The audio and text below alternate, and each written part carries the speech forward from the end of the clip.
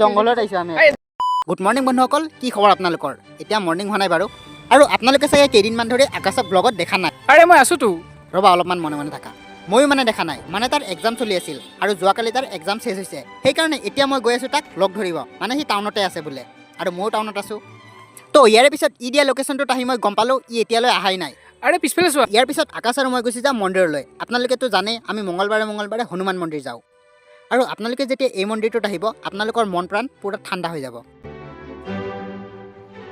তো মন্দিৰ দৰ্শন কৰা হোৱাৰ পিছত আমি ওলাই যাওঁ ঢেকিয়াজুলিৰ ফেমাছ কুল্লাৰ চাহ খাব, মানে এই মাটিৰ বাচনত যে দিয়ে সেইটো চাহ খাব, আৰু এই হোটেলখনতে সেইটো চাহ পায়।